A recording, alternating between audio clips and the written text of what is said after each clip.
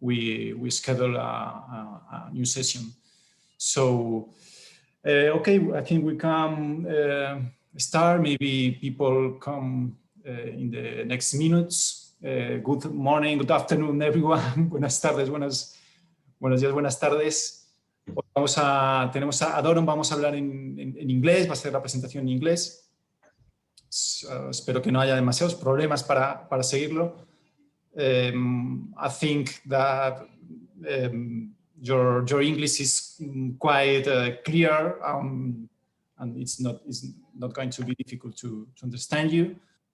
So Doron Goldfarb, welcome again. He's a computer scientist from Vienna, Austria, and his main research interests are in network analysis, data visualization, and semantic technologies in the application domains of cultural heritage and environmental science. He's currently involved in UA-wide research activities to harmonize environmental research infrastructures in the context of the European Open Science Club. He's also contributed to different projects in the cultural domain, ranging from contemporary dance to digital art. So it's a wide scope, the work of Doron in the area of digital humanities in collaboration with art and also researchers like contemporary art and cultural domain. Today we are going to talk about Doron is going to present a sequence of experiments dealing with the digital analysis and presentation of networks of art history biographies, starting with the analysis of biographies from a professionally curated data source. Maybe you can explain later which source is. The focus gradually shifts towards the identification and quantitative analysis of related biographies and other relevant articles in the Wikipedia ecosystem. In this context, Wikidata is introduced as a rich collection of structured facts which can be utilized for quantitative studies of this kind. So, Doron, if you want to start, maybe you want to check your presentation to share. Yeah. Thanks, Manuel. Thanks very much for introducing me. I will now try to share my screen. Okay. Let's see. So, can you see it? Yes, we are seeing all your desktop. Yeah, it's a bit of a mess. So now you should only see the head slide of my presentation. Yeah, okay. So I just jump in right away. Yeah, thanks for the nice introduction. Once more, I'm Doron Goldfarb, a computer scientist trained at the Technical University of Vienna. And I was involved, so I will be talking about, the title of my talk will be Analyzing Biographic Networks Related to Art History in Different Data Sources. So the interest in this work, or the origin of this work, was a research project that I was involved in from 2009 to 2012. It was funded by the Austrian Science Fund, and it was about virtual museums. So it was actually a project where we wanted to explore the applicability of virtual environments in the context of art history museums. And I started to get interested in historical visualizations of art history because I thought that this might become useful as a kind of a architectural element of such a virtual museum. And by researching data sources for such visualizations, I came across biographical networks for which I could find valuable data. So actually it started from this virtual environment, virtual museum project, and then so I started to use kind of different data sources for a virtual museum that I will briefly present, but then I started to analyze these data sources in more detail. And why this is the case will probably learn during that talk. So just as an introduction, as I said, I will just kind of give a very brief introduction and motivation for what I did. And then I will present kind of 4 experiments in sequence. One is this initial project-based approach of creating a 3D virtual museum based on art historical social relationship data connected with artwork content, digitized artwork content, which is then followed by the analysis of that used data source for the social relationships, which then triggered the idea to compare the content of this professionally curated source with related content on Wikipedia, and then to kind of go beyond this professionally curated source and to independently analyze content on Wikipedia in this regard. So I'm sure that you are aware of the whole idea of digital cultural heritage. Of course, we're living in times where digitization takes all over many different domains, and cultural heritage is one of them. And when you look at the data that is being generated or kind of published in this field, you can broadly distinguish between the digitized artifacts, cultural heritage artifacts, which can be, of course, of almost all different media that you can imagine. Basically, it might be digitized audio, it might be digitized images, texts. I'm sure you know that already. And then, so we have this immediate content level, which is then followed by the metadata level, which is the information, structured information about such artifacts. I'm sure you heard about Dublin Core, which is a very fundamental vocabulary to describe such metadata. And this is kind of usually very basic information, such as the creator of that artifact, the title, the date of creation. But of course, it can become quite complex, going into categorizations and what. So yeah. And then the third level in this regard would be going beyond the immediate artifact metadata, so-called contextual information, would be information about the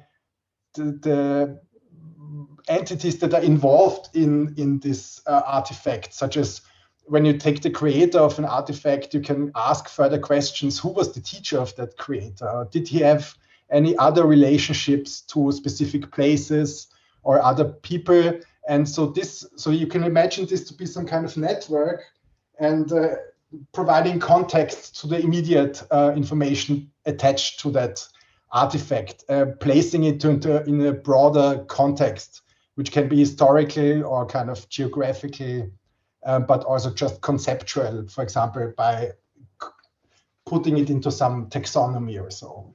And when you consider the data that is being published nowadays, of course, on the one hand, especially in Europe, you have a very strong drive towards making available information that has been created using public funds, kind of funded by states or by the European Union, which results in quite huge numbers of museum collections, metadata about museum collections, digitized images being published online. So this is this professionally curated layer of information. And one example for that is, for example, the Getty vocabularies, which are actually from America, but from an art history point of view, quite an important source of structured information, so-called authority files, providing information about important persons in art history, important concepts in art history, but they are just available in structured form that you can use them for applications, that machines can read that information and process that information. So you have that professional, of course, and probably one of the other of you has a museum background or has been working in a museum, and you know that in the museums you have these workflows. When there is a new collection item coming in, there is the registrar. He will record information about that object, make a picture of it, attach metadata to this picture description. And by using such authority files, such as the Getty vocabularies, they provide terminology which the professionals can use to describe the items. And the good thing about this is that it's highly standardized. And when multiple museums, for example, use such information to describe artifacts, you can also combine these digitized representations from different museums, for example, in a virtual museum. So this professional layer of information is kind of complemented by a growing amount of kind of information that has been created by non-professionals, so to say, or probably hobbyists or laypersons, however you want to call them. And Wikipedia, of course, amongst quite many other examples, is probably the largest repository of such crowdsourced information, which increasingly also gets into the focus of institutional spheres, because they realize that there is simply a very big audience for Wikipedia, and more institutions try to cooperate with Wikipedia to get a good representation there. And this also results in huge numbers of relevant information, such as biographies, descriptions of artworks, to be represented as Wikipedia articles. And the quite recent addition to that is Wikidata, which I will briefly present later on. So, of course, Wikipedia, as you know, it's a collection of HTML pages which are kind of connected with each other via hyperlinks, but mainly thought to be for humans, human readership, so to say. And there is this increasing drive to provide machine access for machine analysis, digital humanities, and so on. And Wikidata is one project out of that Wikipedia ecosystem that tries to provide structured information relevant for this Wikipedia articles, such as birth dates, birthplaces, nationality, occupation, name, links to other collections where this same entity is being represented, to make them available in structured form, which then is a layer that can be kind of merged or compared with this professional layer that I just mentioned before. And then, as I said, so especially driven by this European drive to the so-called public sector information. I don't know if you heard about that. So this is a kind of a philosophy in Europe right now that in publicly funded information must be made available to everyone, not necessarily for free, but in many cases. And there is this Europeana portal that you might have heard about. It's just a big web platform that collects contributions by about 3,000 or 4,000 European cultural heritage institutions, such as libraries, museums, and so on. And they must provide, when they get money for that funding, and they provide metadata and digitized artifacts that are then centrally available via Europeana. And this is, of course, a driving development behind everything I told you before. And when you consider such big collections of cultural heritage data, imagine that you have millions of biographies about artists, about poets. You have millions of metadata or thousands of metadata about artworks. You can imagine that they are somehow connected with each other, either via same creator or same place of origin, or whatever you can imagine, being in the same museum, being in the same city. And when you consider such a big network of concepts or information, then you could consider this information, also this network, to be some kind of narrative. Of course, the concept of narrative has been bent into many directions, but here when I talk about narrative, I would like to refer to Lev Manovich, whom you might know, art historian working at the City University of New York at the moment. He wrote a quite seminal book, The Language of New Media, already in 2001, which was dealing with new media presentations back then, so reflecting the developments in the early 90s, late 90s, before the internet actually, where you had CD-ROM presentations, virtual museums connecting virtual representations of artworks in different narratives, so to say. And he coined the term of this so-called hyper-narrative, which refers to, imagine you have a database that contains thousands of artworks, metadata about that artworks, that creators, and all of them are somehow interlinked with each other. And each of these pathways is one specific narrative. And when you look at the total sum of all these connections that are in the database, you can consider this to be a hyper-narrative. That's how Manovich calls it. And then the question, of course, when you have growing collections of information, How do such hyper-narratives, can we identify hyper-narratives in this growing body of cultural heritage data that is being made available? And how does it look like? Or what is the structure of it? Is there anything of interest in that? Or is it just a random bunch of information? So that was, this is of course the background of my work. And especially like talking about this motivation for this virtual museum architecture based on networks, doing some research revealed quite a long tradition of the attempts to use in visualization to understand historical developments. A quite remarkable example actually from Austria is so-called from Friedrich Strass. This was an Austrian author. He created this visualization called, in German, it's the Strom der Zeiten. It means the stream of times, so to say, or the rivers of time, visual representation of world history from the oldest days to today, which was 1804 in the case of Friedrich Strass. But it's quite interesting that you see these rivers of world cultures starting more or less a couple of thousand years before Christ, and representing kind of different world cultures, how they developed throughout the years.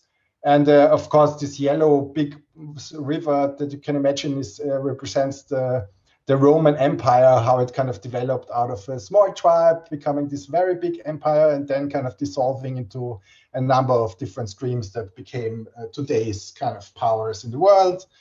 Of course, it's quite a naive approach, but I somehow liked it because, of course, the author, he created that visualization based on many things that he read, many historical facts that he kind of compiled, and based on that compilation, he came up with this graphic.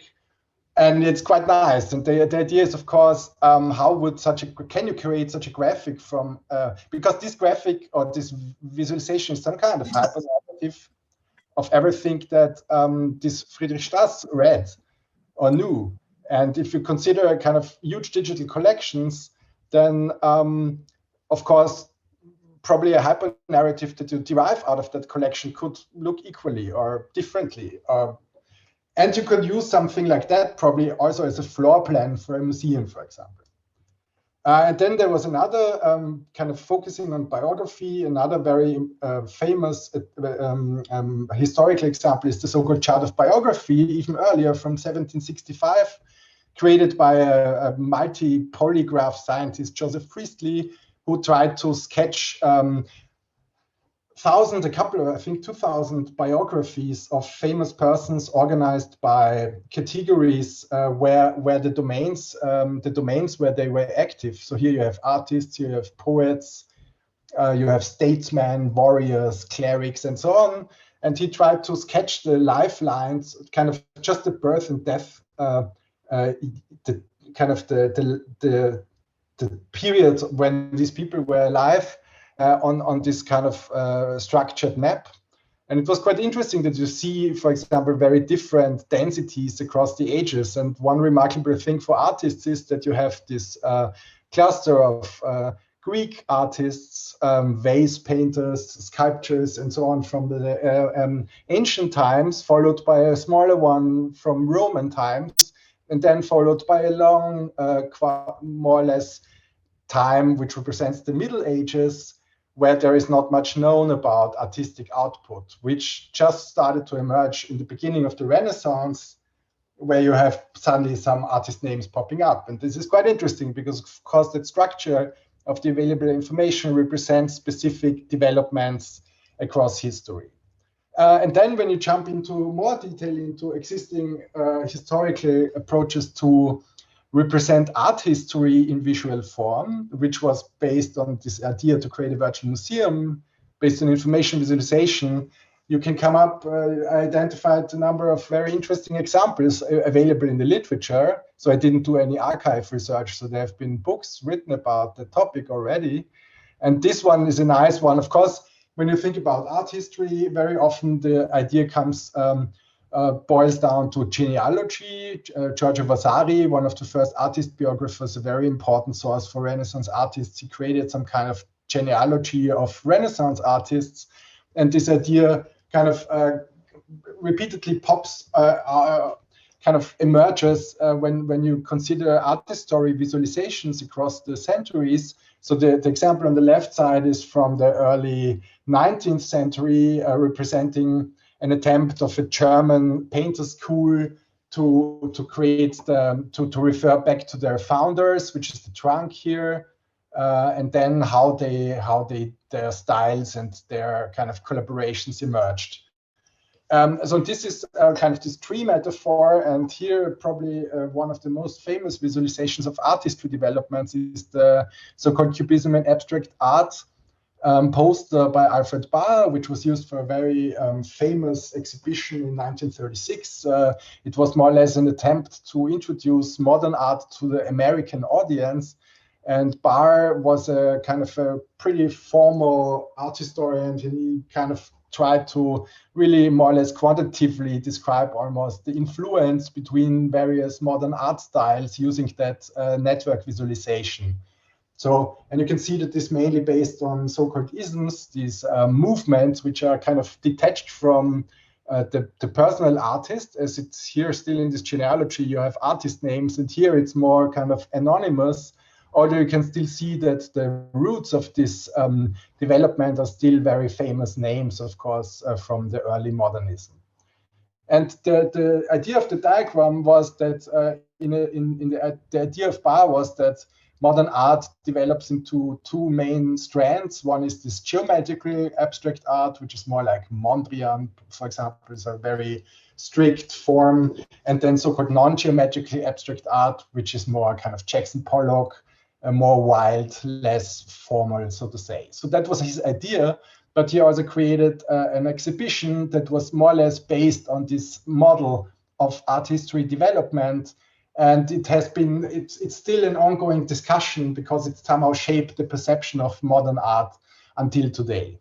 And it's very interesting because this diagram was used more or less also as the floor plan or as the kind of the structure for that exhibition. And that was a kind of motivation to follow for this virtual museum approach.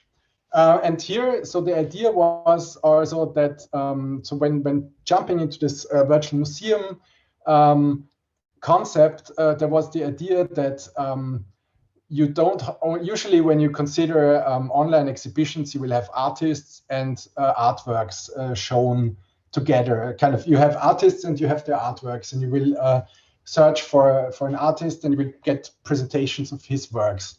And of course, dealing with the contextual layer that I've been talking about, it's of course not only artists that have been playing important roles in art history, it's also patrons, for example, or sponsors, such as Isabella d'Este, who was a very important patron of the arts. So as you can see here, she was the wife of a very important noble. And there were a lot of portraits created of her. And as you can see here, you have 5 examples, and parts of them are by very, very famous names. Yeah, and they somehow all painted her. And of course, it would be interesting also to search an art collection or to experience an art collection from that point of view, who was depicted there. And of course, here, this woman, links together a lot of different artists. And this is quite a good example for such a contextual relationship that I mentioned before.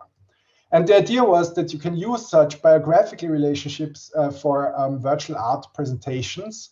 And I was looking for a data source in this regard, and what I found was the Getty Union List of Artist Names, abbreviated as Getty ULAN, which is such, as I mentioned before, for museum professionals, a structured data source intended for museum professionals when they kind of register a new object for an exhibition or even for a collection or so, they will get a specific way how to write the name of that artist, in that case, Leonardo, and an ID. So ideally, of course, you would use this number, assuming that all the other museums will also use the number for Leonardo, because as you can see with these very different ways how to write his name, of course, when you use a number, then you can always be sure that you refer to the same Leonardo, because there might be a Leonardo da Vinci who is not very well known, but he lived from 1900 to 1940 and nobody knows about him, but he was an artist. And for some reason, he's in a collection somewhere. So the name of the artist alone is not enough to identify him or her. So this is this name authority aspect that you also have in bibliographical data for libraries, which is of course very important to identify authors and so on. So this is one aspect of the union list of artist names. And as you can see here, it also offers structured information to these records, like where was he born, where did he die, where was he active, and actually one of the few collections of data back then that were kind of publicly available was that there is also this information about where persons he was related to, kind of who was his assistant, who did he collaborate with, who to a lesser extent whom he influenced, but also who was his patron or sponsor, where he studied, who were his students, and so on. So of course, this appeared to be quite a valuable source of information to create such a museum based on the idea that I mentioned before. And then, so I came up with kind of pretty simple data merging infrastructure that used the structured information from the Getty-Ulan and merged it together with creator information from a publicly available data source, which is called the Web Gallery of Art. It's an online collection of artworks between the Renaissance, more or less, or probably a bit earlier, until about 1850. The quality of the images is not that great, but for a proof of concept, it was well enough. And the good thing is that it was available for free, but the list of artist names was kind of only provided as an Excel sheet with birth and death date. So in the end, we needed to create some kind of matching between the information from the Getty-Ulan and this Web Gallery of Art. And this could be achieved by comparing the name of the artist and the birth and death dates, because when you have overlapping birth, death dates, and names, you can be quite sure that this is the same guy. Although it's not necessarily always the case, but the case where you have exceptions is quite low. So we start this in a combined data store. And this information was then transferred into a virtual 3D environment that I will just briefly talk about later again. And this was also augmented by additional information, actually from the Wikipedia already back then, from the Wikipedia ecosystem, which was, so for Wikipedia, there was a structured data source called dbpedia, which is some kind of attempt to automatically extract structured information from Wikipedia, sorry. And we used that information to derive a link for a portrait of the person that is being shown here, for example. And there is not enough time to demonstrate this for you, but this was the idea of that virtual museum, that you had kind of nodes representing these Ulan person records, in that case about the artist Perugino, and to use the relationships between him and his here you can see different color codes representing the type of relationship that he had to others in that scene. To use that information, some kind of virtual architecture for that museum. And it was, of course, quite interesting. And we did some user studies and the people were quite interested. But of course, it's always challenging to create such 3D environments in an intuitive way. But it challenged the interest of the people, and they kind of started to ask for additional means of representing that relationship information. And an additional layer, and as I mentioned before, one specific topic was to represent sponsors or kind of people who were the subject of artworks, such as Isabella d'Este. And you could actually, by looking at the titles of the images of this Web Gallery of Art collection, you could actually create a second network layer between the creator of an artwork and the subject of the artwork, which was here extracted from the title. So it was quite interesting, because then you could arrive a secondary network that was not necessarily represented in this professionally curated Ulan collection, which just was connected persons based on being painters and the subjects, of whom you can imagine that they, of course, personally met in most cases. And and here you can see, for example, the birth date difference between the creator and the subject, which was mainly kind of in the context of 20 years, probably, for most of the portrait relationships that we found. But of course, also stretching to minus 2,000 years when you had kind of a portrait under quotes of some Greek philosopher or so. Yeah. And then the interesting thing, of course, was to look at the question whether these portrait relationships were represented in the Getty Union list of artist names as a relationship.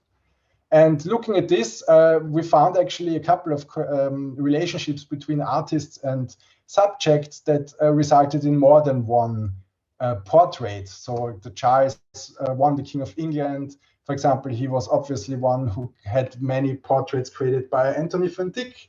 And as you can see here, the more portraits were created in one specific relationship between creator and subject, this relationship was represented in the professional Ulan source.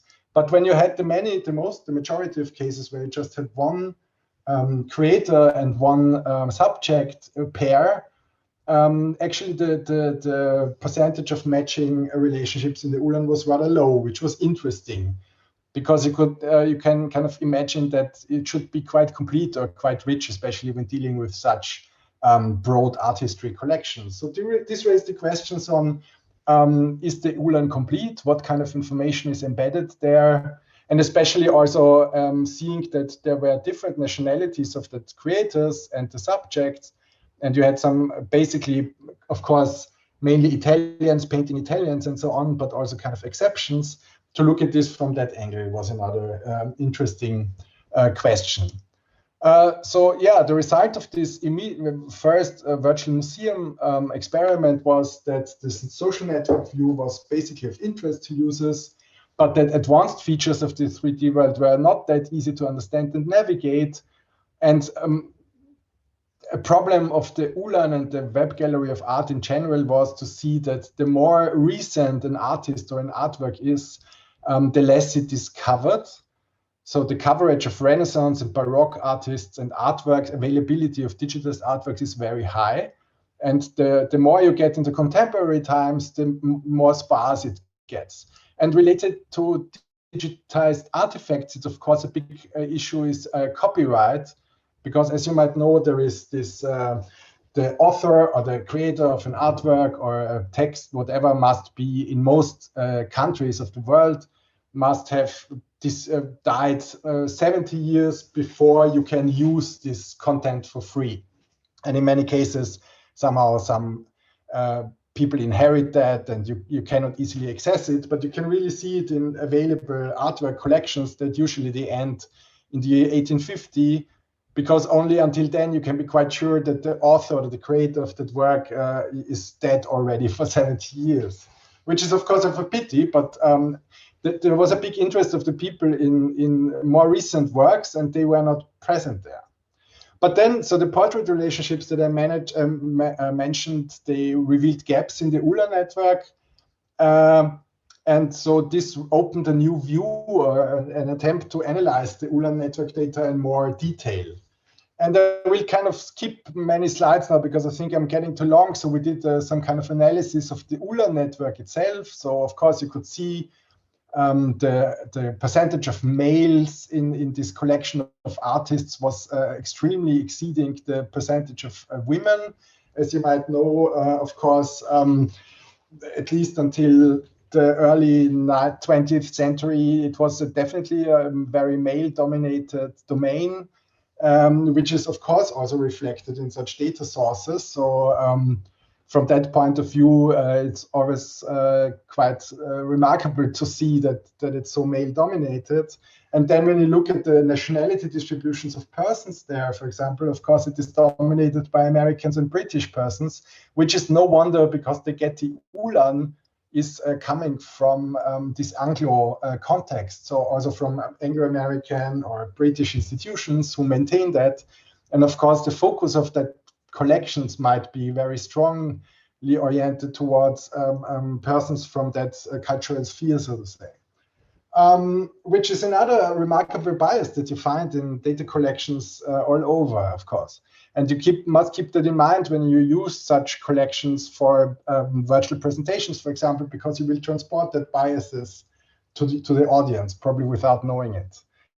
And then, of course, yeah, distributions of roles and so on, quite obvious that it's mainly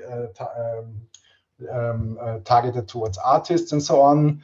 And one interesting aspect of that gender gap that I mentioned before was when you look at the percentage of women in the Ulan records across time, you can really see how it grows, especially during the 20th century, that kind of for artists represented in the Ulan who were born after 1950, for example, the fraction of women is much higher. It's 30%, although it's not 50% as we would like it to be kind of overall.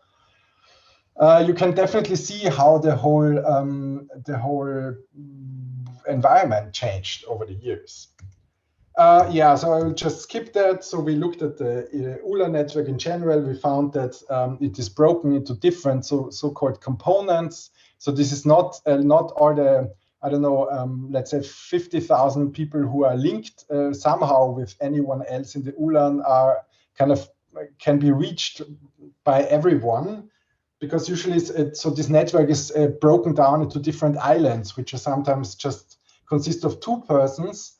Often consists of 100 persons. So if you start to travel that network from one of these persons, you will always stay in this island because there is no connection to another one.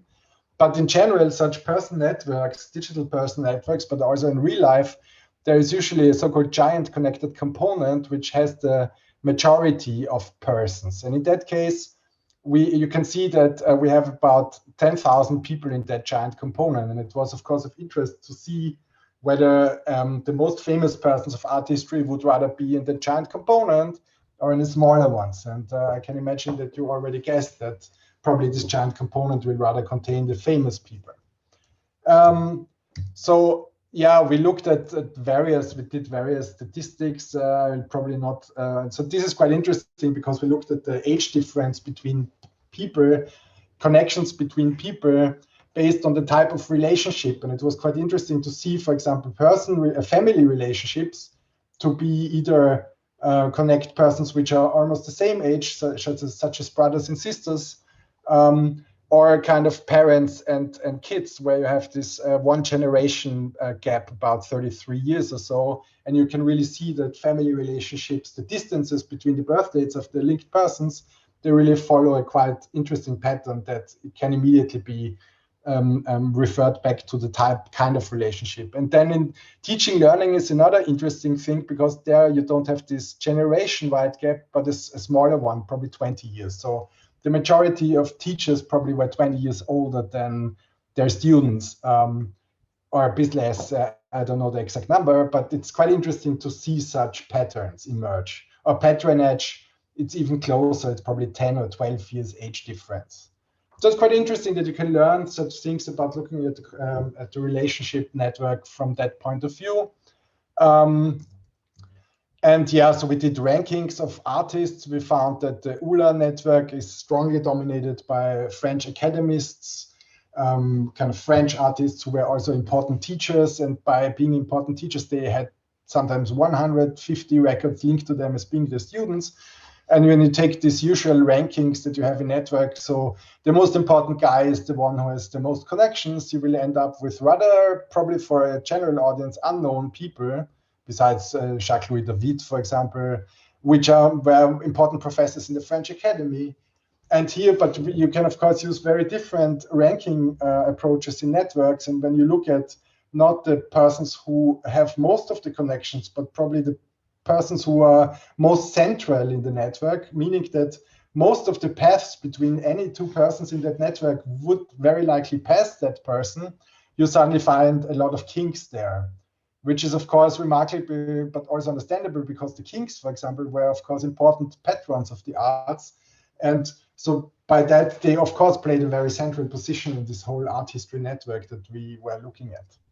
And then when we look at this, so this is the visualization of this giant component of the Ulan network using another visualization method, it was quite fascinating to see that this network kind of contains a chronological structure which starts more or less in the Renaissance and ends, kind of in today or early post-World War II art, like Andy Warhol and so on. And the interesting thing is that on the one hand, you can see clusters of nationalities. So the colors of that person notes is based on the nationality here. You can see the Americans are blue, the Italians are green, the French are red, the Spanish are yellow. So you can see who dominates that. So it's Italians, French, and to some, so kind of Americans. And it's quite interesting to see that it kind of conveys the idea that there is some kind of continuity or main development, which is probably Italian, then French, then American or so. And here you can see over time the distribution of nationalities. So you have, of course, Italian Renaissance fading out a bit after 1600, and then you have this French strand getting bigger and bigger until probably the end of the 19th century, and then you have this American cluster taking over. And other countries, of course, or nationalities, they are also present there, but they are much less dense and much less interconnected and form rather thin rivers when we use that river metaphor from that rivers of stream of times that I showed you before. So they look like kind of bystanders to that big development, which is of course interesting. And when you look at other historical diagrams of art history, it's quite interesting to see that here, this is an example by a British art historian, Newton, from 1946. You have that also some kind of main strand. This is Italian artists, you have French artists, and then you have kind of, so it's mainly Italian and French, and then here you have some English people. Then the German art appears to die out with Dürer, and so on. It's quite interesting that of course, the focus is very much on specific nationalities, and it's interesting to see that it's kind of embedded in this visualization and also in the network data that you analyze.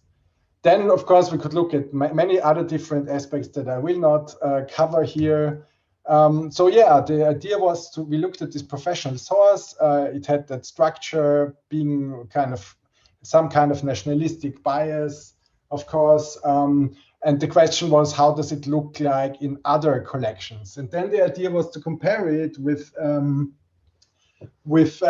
crowdsourced collection and to see if there are kind of big differences there and how does it look like. And this is how we came to Wikipedia. We used Wikipedia already as a source for portraits in this virtual museum experiment. So we knew that there was obviously some overlap between the Ulan and Wikipedia. And there was also some existing research that tried to do initial coverage comparisons. So how many Ulan artists are represented in Wikipedia and so on. And we knew that there were ongoing initiatives in Wikipedia, such as this GLAM Wiki project, standing for Galleries, Libraries, Archives, and Museums, where there was an active collaboration, as I mentioned before, between institutions and Wikipedia to get more related content into Wikipedia. By asking Wikipedia editors to visit the institutions and to work with the staff there to get more high quality articles for Wikipedia, in the end resulting in some kind of win-win situation where the institution has a benefit of having a better representation there and Wikipedia having a benefit of having better content.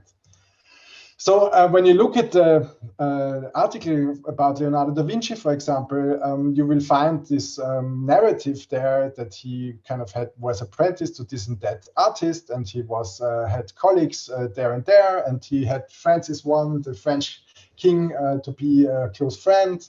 And then when you compare it to the structured information that I showed you before for the Ulan, you will see quite some overlap in that information.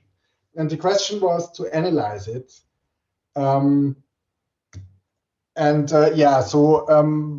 could go into very much technical detail, but we used DBpedia that I mentioned before, which is an automatic extract of such links, for example, and other information structured machine readable form, in that case RDF.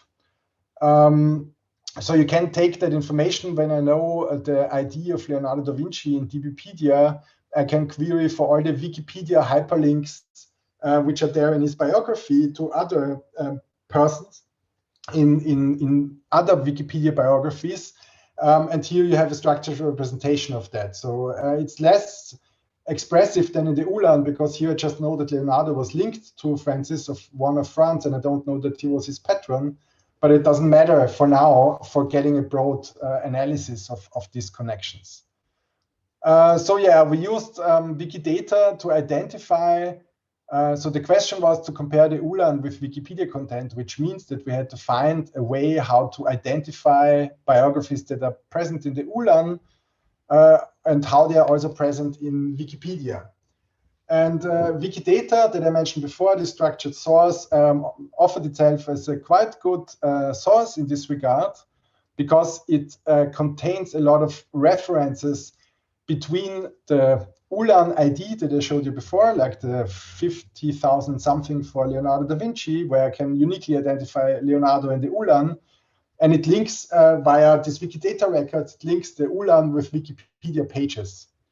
A Wikidata page looks like this. So it basically you have the URL of Wikidata, and then you have a code which is Q5827, which is similar to the Ulan ID, representing the ID here, for example, for the Renaissance artist Pietro Perugino. And then you have similar structured information as present in the Ulan. So where was he living? Where was he born? When did he die? What was his occupation, and so on. So this is really a very big collection. And as of today, there are probably 8 million people represented in such structured information. So you can imagine across many, many different domains. So you can imagine that Wikidata might be a very interesting source to analyze in this regard. And the best thing is that Wikidata by itself contains a link to the Ulan, which is not shown in that screenshot, but it also contains links to all the different language versions of Wikipedia where we have a biography about Pietro Perugino. And that way, we can achieve some kind of mapping between our Ulan record here about Leonardo via the Wikidata page for Leonardo, featuring the links to Wikipedia, and via these links you can find the DBpedia representations, of which I showed you that they contain all the Wikipedia hyperlinks to other records in a structured form. So I can use that as a network information. And that way we identified about 50,000 persons from the Ulan in Wikidata, and 47,000 of these persons had at least one biography in Wikipedia. So we used about 46,000 in the end, because only a very big subset of these had DBpedia pages. So we could use 46,000 DBpedia records. And I'm saying that at least one biography in one language, meaning that we had 46,000 persons. One of these persons had one biography only in the English Wikipedia. Another person had 30 biographies in 30 different languages. Quite likely that it's also related to historical importance in this regard. So this was, of course, an interesting thing. So we looked at these people in 50 different Wikipedia language versions, and of course found them somehow to be correlated with the overall size of that Wikipedia version. So the English Wiki being the largest with millions of articles, and the Latvian Wikipedia being amongst the smallest with only 10,000 articles altogether, featuring in that case only, I don't know, the Latvian Wikipedia with its 10,000 articles had probably 400 Ulan biographies, while the English Wikipedia with its millions of pages had about, I don't know, 25,000. So you can imagine this to be, and then many of that biographies were only present in this single language. And of course, there you also had some kind of distribution. And similar thing with the links. So you could see that, of course, based on the amount of biographies present in one language version, you will have a larger amount of person links there. So we came up with a data structure that we could use to compare the content of the Ulan with the content of the Wikipedia. I will just jump about that. So of course, quite obvious, what we found is that each Wikipedia language version has a strong focus on biographies from its own cultural sphere. So the English Wikipedia, of course, covers most of the British and Americans that we have in our ULAN, and the German Wikipedia almost, or even though it's almost half of the size of the English one, features many more information about Germans than are present in English Wikipedia. And the same is the case for French Wikipedia, Dutch Wikipedia, Italian Wikipedia, and so on and so forth. So each Wikipedia language version has, of course, a strong focus and also more content for its own people. And it's also the case for the Spanish Wikipedia. And here, for example, it's quite interesting that you can see that, of course, this spans across Spain by itself. It's also kind of course, about people from Spanish-speaking countries, such as Mexico is, for example, right? Another interesting thing was that smaller Wikipedias tend to cover biographies about very famous people, and especially also non-artist people, such as popes and kings, which is also quite obvious. We did an overlap analysis of the ULAN and Wikipedia and found about 80% of in general, of the links that we had in the ULAN for mapped persons to be also represented in Wikipedia, showing that the content there is quite rich. We found some interesting temporal features of the links in Wikipedia as well. So they were skewed, but we'll just jump over that because I see that we lose time. One remarkable difference between Wikipedia and ULAN was that ULAN tended to cover personal relationships of persons that were alive while the relationship lasted. So this means direct contact between persons, being teachers, parents, lovers, whatever. So that the ULAN had clear guidelines that only such relationships which were really kind of these persons must have met personally are recorded there, while Wikipedia, of course, covers a lot of referential connections, which are thousands of years. So he was influenced by, so the modernist painter so-and-so was influenced by Socrates, for example. This is something that we'll only find in Wikipedia and not in the ULAN. And this visualization should represent that. Then we did the analysis again of these portrait relationships, and we found Wikipedia to have a much higher coverage of that portrait relationships, which was quite interesting. And then we did a visualization of that network of Wikipedia biographies. And this was quite interesting because when we used all that network without filtering the links, it looked like this. So it didn't have any apparent chronological structure. But when we filtered the links to become similar to the ULAN from this chronologically constrained point of view, that only the people whose birth dates were not more than 75 years apart would be kept, only these links are kept, and we get a similar chronological structure as we found in the ULAN, although it's much more dense and much richer, but it basically covers a similar development. So you have Italian artists, Italian Renaissance, Italian Baroque fading away somehow. Then you have kind of a very thin strand of French getting thicker and thicker and thicker until we have this famous School of Paris age, where suddenly, I mean, here there is, of course, the time of the Second World War, where kind of the old order, so to say, was kind of disturbed. And then at the end, again, you have these Americans kind of taking over, obviously. This is what the visualization, of course, suggests to us. And a very interesting aspect that was less covered in the ULAN was that we also had non-Western influences, such as Japanese. So this is very interesting. You have this Japanese, very thin network of Japanese artists, which is quite isolated from the rest for centuries, more or less. And then suddenly, at the end of the 19th century, there are contacts between this European Western art network and Japanese. And another interesting thing here is this network of socialist realism painters, artists from Soviet Union. So here you have this Russian iconographists and realists that were kind of connected to this main Western artistry. But then there was, of course, during Stalin times, especially, there was this kind of also intended detachment from it. And you can see it in this network, which is quite fascinating. Well, I almost talked for an hour, and I could continue probably for another hour. And I think that I should probably stop here, because probably you would like to ask additional questions. The last thing that I would like to show you is that when you look at this network, the same network in different Wikipedia language versions, it's quite fascinating that you can see the similar structure even in the Japanese version. So you have these Italians, you have the French, but of course much more thinner and a strong focus on their own persons, which you can really see here. So blue is English speaking. Here's the English Wikipedia, very thick strand of American and English persons, similar in German, black are German. Also in Spanish, yellow is not a very good color with a white background, but you will of course also see that also the Spanish Wikipedia has a strong focus on its own persons from its own cultural sphere.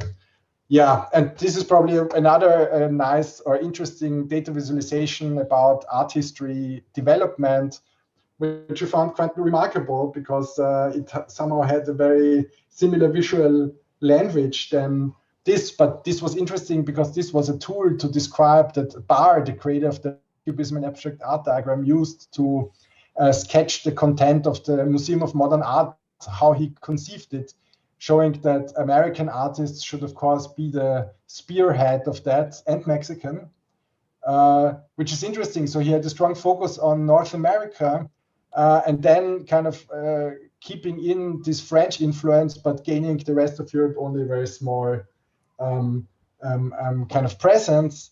And this is really interesting when you look at this aggregated Wikipedia torpedoes, then you will somehow, of course, over a much broader period, find similar kind of notions of canon or notions of importance that are embedded in these collections. So yeah, thanks for your attention. I think I should stop here. Many thanks, Doron. It was huge presentation and very good details. I think that it was very complete.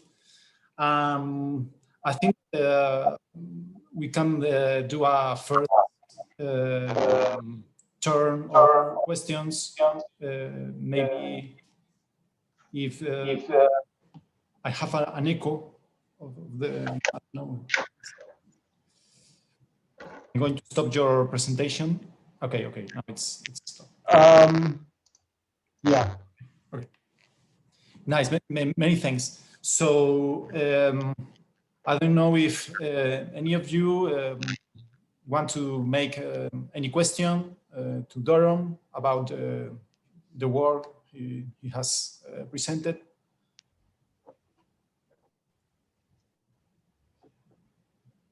Come on, Eric. Yes. Eric, if you want, then Gabriela. Okay, thank you, Dr. Sobral. Thank you, Professor Goldfarb.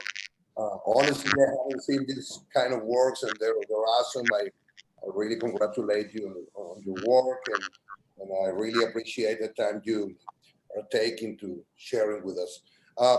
My question, I have two questions actually. My first question is about on digital cultural heritage. In your experience, I have seen in recent years that there's a lot of crowd funding or crowd curating efforts on the academic community versus professionally directed efforts.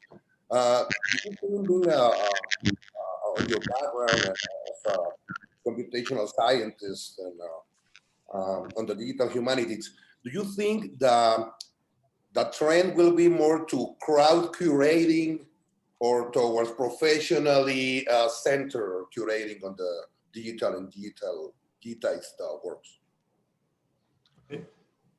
May I just repeat the question if I got it right? So so thanks for your question, and thanks for that you found it interesting. I really appreciate that you found my talk interesting. Thank you.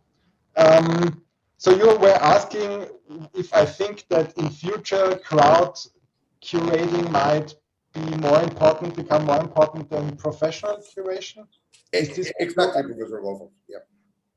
Well, I don't think so. I don't think so, because of course professionals, they studied the material, and they know, of course, the knowledge that a professional has. Of course, it cannot be replaced by. I don't think it can. I mean, by machines. You know, like there is this recent attempt to analyze images using machine learning, so kind of stylistic analysis, of course, this might be one thing that will be there in future, but it's also kind of course, more a professional endeavor, because of course professionals will help to design the algorithms. But basically, I think that the professional knowledge will never become irrelevant. And but what I think that might be the case is that you will have additional foci. So because in later experiments that we could see, for example, when you look at Wikipedia art, then you will find a lot of manga artists, for example, comic artists, that are probably not important for professionals, but they are important for other people, and they will kind of contribute this body of information that might be out of scope of the professionals, which then probably will lead some professionals to take over and have a look at it. So ideally, it will be some kind of symbiosis driving each other. So this will be a quite of idealistic vision. Collaboration, maybe. Okay, thank you. Really appreciate the answer, and yes, that's in my humble knowledge. Really gets me into more entrepreneurial spirit to get into the professionally engaged in the digital humanities for myself. My second question is also very short. It's about the union list of artist names that get used. You were saying in the presentation that we might move towards a G land, like a global list of artist names, or what are your thoughts on that, Professor Goldfarb? Well, Doron, now you have a sound in your mic. I don't know if you did something, because during your presentation it doesn't disturb. Oh, I know. Okay. I'm sorry. Is it only when you speak, or is it now? Now it's okay. Now it's okay. Yes. I think the problem is that I don't use headphones, and when you speak, you hear yourself. Okay. So I will just mute myself. Okay, so probably we can make it that way. Okay, but just to answer that question, so you were asking if I think that there will be some kind of global list of a global authority for important persons, for example, in the arts. Yes. Well, you have that institutional sources, and of course the ULAN is one from the museum domain, and you have, for example, in the German, so you have the Library of Congress name authority describing all the authors, of course, which is a very important data source. In Germany, you have the so-called common name registry, which equally collects a lot of names. And of course, I think there will always be these domain-specific name collections, because it's simply, I think they have their own infrastructure. Of course, it's a very big infrastructure when you have 20 institutions contributing to it. But I think Wikidata, currently so many of these collections are constantly added to Wikidata. I can imagine that Wikidata will play a role of a hub, like a hub between these different collections. So when you visit Leonardo in Wikidata, you will get a link to all the different professional files where Leonardo is represented. So this is probably a global role that might emerge for Wikidata. Okay, thanks, Professor Goldfarb. Once again, I really appreciate your time to share this knowledge with us. Thank you, Dr. Goldfarb. Yeah, thank you. Come on, Gabriela, if you want to formulate a question. Sí. Congratulations first for Doron for such impressive work.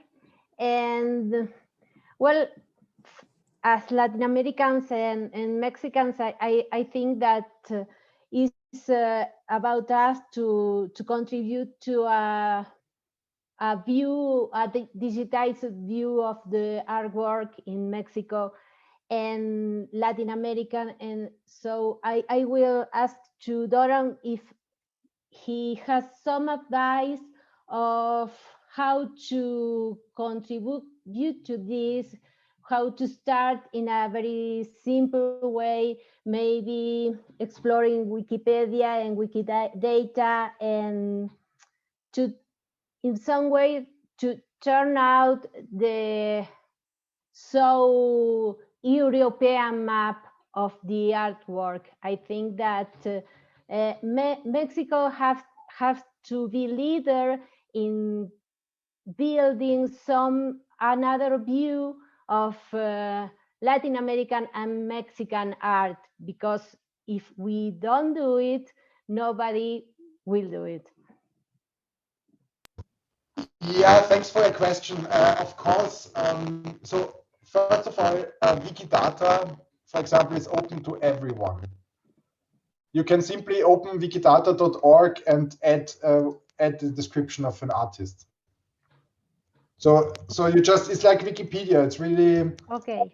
Of course, I mean, the better way, or the more impactful way, would probably be to, when you have a museum in Mexico, when you have access to a museum collection, and this museum collection contains information about I don't know, 1,000 Mexican artists, then of course the more impactful way is to analyze this collection of the local museum and to extract structured information, such as, and to identify each person in that collection and to store relevant information, such as links to artworks, the name, then where this person studied, and so on. And when you have that collection of metadata, then to import it, for example, into Wikidata, but also to make it available from the museum website, for example, because via such a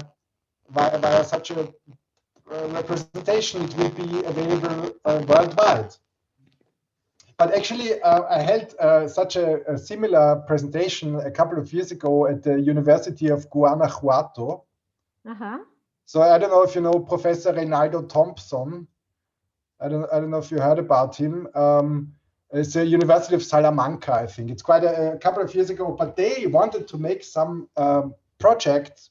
I think they called it DALA, D-A-L-A, and it was about maintaining a database of Latin American artists. So I'm quite sure that you would find already quite a few people who would be interested in doing something like that.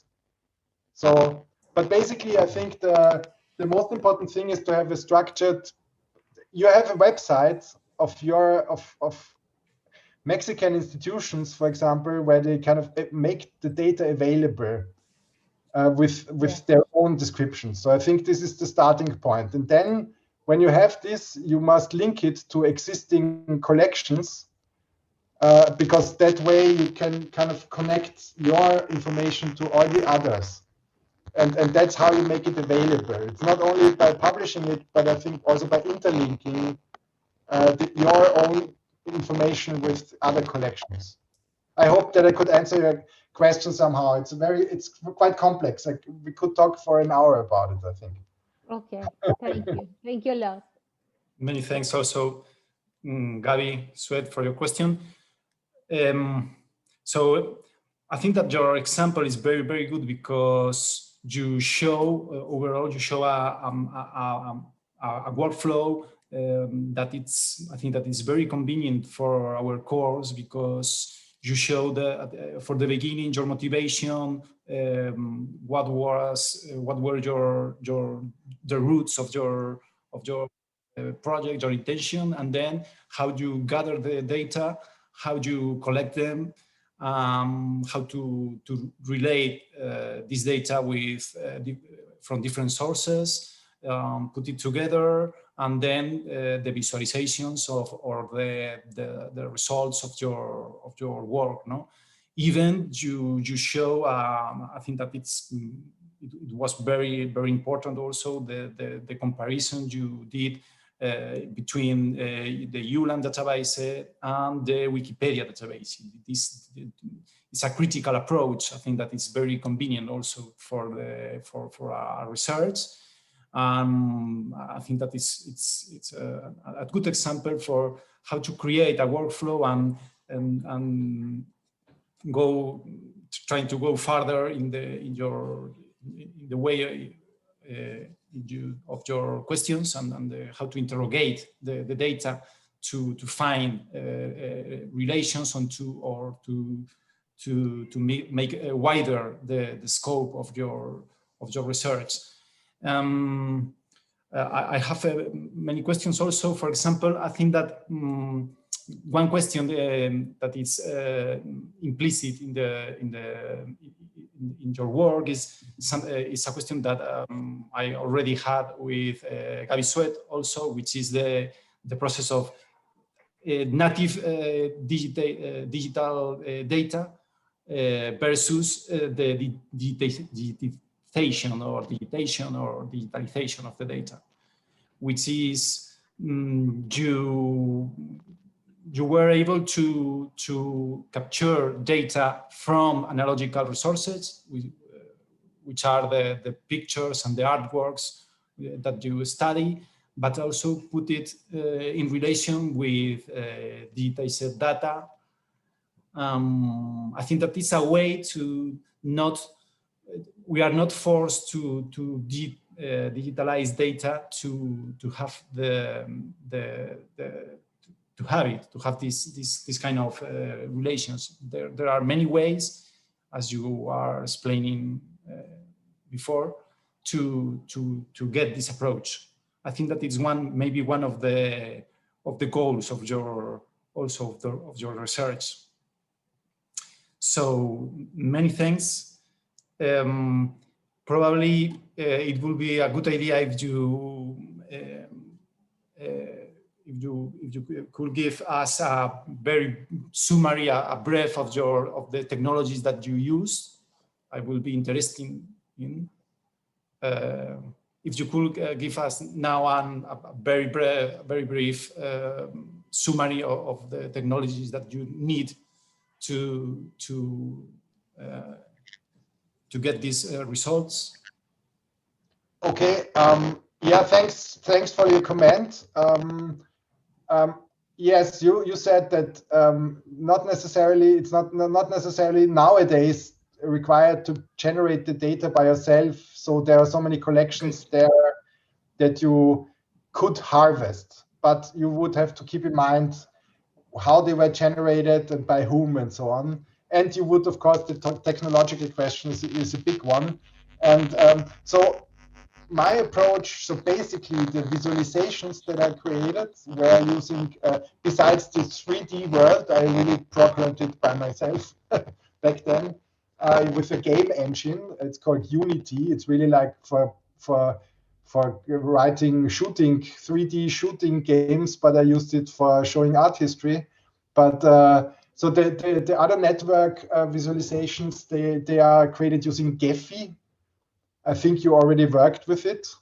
So it's quite powerful, up to probably 100,000 persons and 150,000 links. If you have a good computer, you should be able to experiment with the different algorithms there.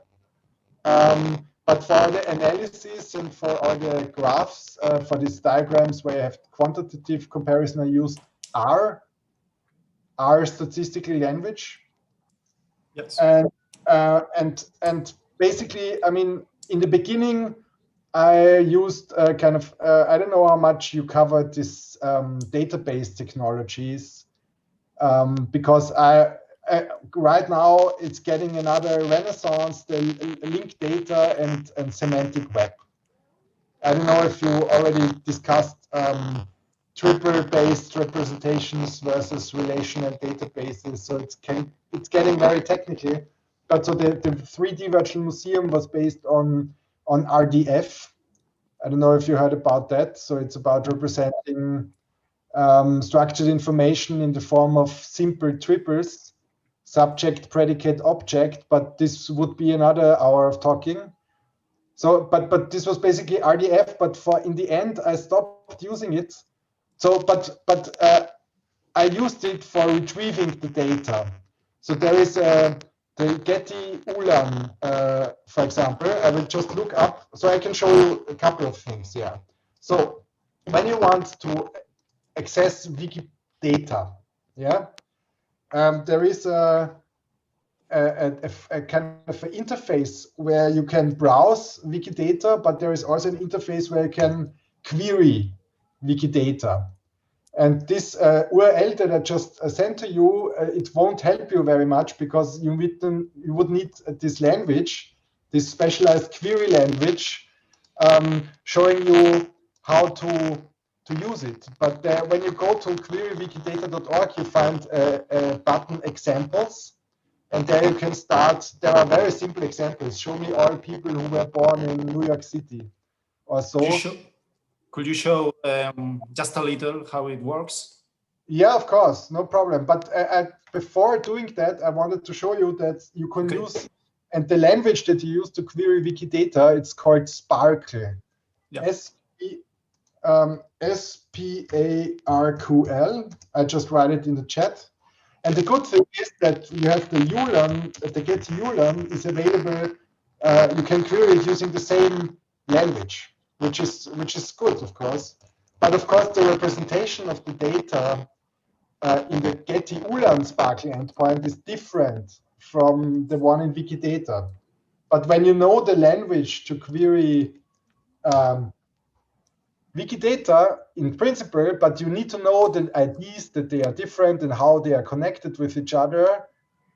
You can use the same language to query the Getty ULAN via the other URL that I showed you. And the nice thing is, I will just share the screen again. Okay. So you wanted to, I will just show you a very simple example, if it works, because it doesn't always work, because as I said, Wikidata has 90 million items. So do you see my screen now? Yes. Okay. So here I entered querywikidata.org. So this is the URL that I just showed you, put in the chat. And you will be confronted with an empty text editor. And here you can write so-called Sparkle queries, which will ask for information from the Wikidata pages. And here you can go to the example button. And here you can, there are already a number of not very meaningful, but helpful example queries. So for example, give me all the countries that have a featured article on Russian Wikipedia. Let's take this one. If you click this example, you will get a query that is filled out for you. And so basically Sparkle is based on identifying patterns in structured data, where you say item is a variable. So all the kind of the words that have a question mark in front of them are a variable. Yes. And here you can say, give me all items that P31, you have the explanation, is a vocabulary term in Wikidata saying instance of. And this code Q6256, I think we can look it up on the web, is country. So it means give me all items that are instance of class country, meaning that the variable item will be filled with IDs about countries in Wikidata. Okay. Yeah? And then I ask, here via this, I say that I want all the links from Wikidata records to the Russian Wikipedia. It's a bit more complicated now. And I want all the Wikipedia pages in Russian Wikipedia about the items. You link them via this variable, which are in Wikidata classed to be a country, okay? And of course, again, so this is not easy, but there are many examples. You could try it out, and if you try this query, and sometimes there is a timeout. So this is a very huge database, and depending on how many people are using it right now, it might run into a timeout, unfortunately. But I tested a couple of queries. I didn't test this one, so let's see if it works. It's very similar the language of SQL. It is very well. You have select and where, but when you look at the patterns that you use here, Spark is much. It has much more freedom than than SQL. And it also always operates in so-called triples. So each statement, each pattern that you specify will always contain of 3 elements: subject, predicate, object. Here, we got it, you see? So this is the result. I can't imagine that it's complete because it's only 4. I wonder if this is the case. So here you can see that Wikidata is, of course, far from complete. And it might happen that this, in order not to run into a timeout, this whole query service will just stop and just return a couple of things. But I mean, for experimenting with it, it might be enough. So here you get 4 countries in Wikidata and the links to the Russian Wikipedia page, whatever this means. But actually, I created a couple of examples for you for artists, but they ran into timeouts today, so probably we shouldn't it. But let's see if we have some art-related examples here.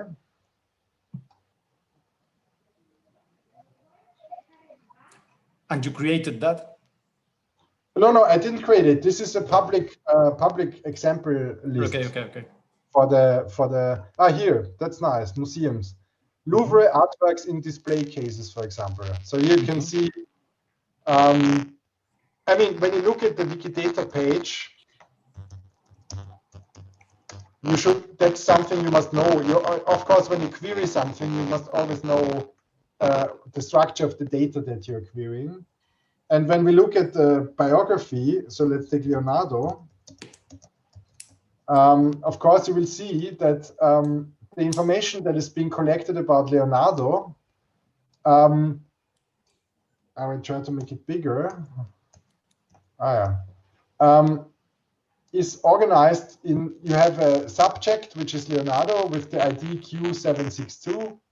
And then you have a long list of so-called statements, which all have one part, which is the kind of the property, the attribute of Leonardo, cause of death, for example, which has a number. So we have the number is property 506. You can look it up. So you can scroll through all the list of facts about Leonardo, and then simply choose cause of death for some reason, and then you open it in another tab, and you will get the description of that property. Okay, so that's how it's organized. It's very open. So you have a long list of properties attached to that person, and for example, you also have information about that it is a person. Q5. So this is, for example, we don't see it. Interesting. Human probably here. Leonardo is a human being. So this is one of the fundamental statements in every biography. So you have Q762 is the first part of our triple pattern. Then you have instance of, which is P31, meaning that Q762 is of class, in that case, human, which is the third part of our statement. And all of these this is a long list of such statements. Q762 has place of burial, Chateau de Amboise. I don't know French, unfortunately. And when you look at these properties, you can take the code of that property, like cause of death, P506, copy it and use it in your query. Okay? And here probably now you better understand these type of patterns that you have here, because basically you issue a select statement and ask for all items which have that property, and all cases which are instance of, I don't know what this is, probably artwork, no, vitrine. Okay, so I mean, it would take a long time to introduce this. If you would be interested, not in very close future, but in probably a couple of months, so we could discuss some additional a workshop here. But yeah, as you can see, so currently, unfortunately, I'm really unable to provide more information here. Nice, very nice, Doron. So we are in time. I don't know if anyone want to make another question.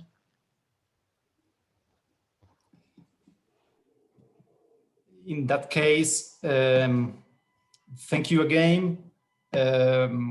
It was really impressive, your presentation. There are many things that I think that we could still discuss in a future. So thanks again. We finish here.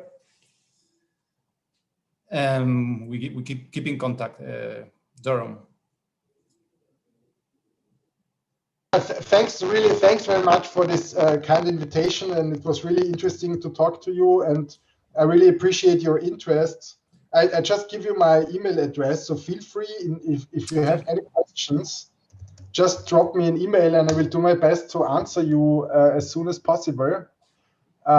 You can also find some publications. When you go on Google Scholar, you find some publications about what I told you today. And yeah, let's stay in touch. It would be really, I mean, sorry that it's kind of, we didn't have too much time for this time, but probably there will be another opportunity, and it would be really nice to stay in touch, and I wish you all the best for your course. And anyway, for the next future, it's all complicated right now. Yeah. And I hope to meet you again soon. Yeah. Okay. Nice to meet you. Thank you everyone to assist to this session. We continue with the course and the activities we have. I hope it was useful for you, the example of a project, a whole project, how to manage it and how to develop. So we are in contact. Good day, good night, Doron, in your case. See you in the next time. Yeah, have a good day and see you soon. Bye. Thank you. Bye. Thank you very much.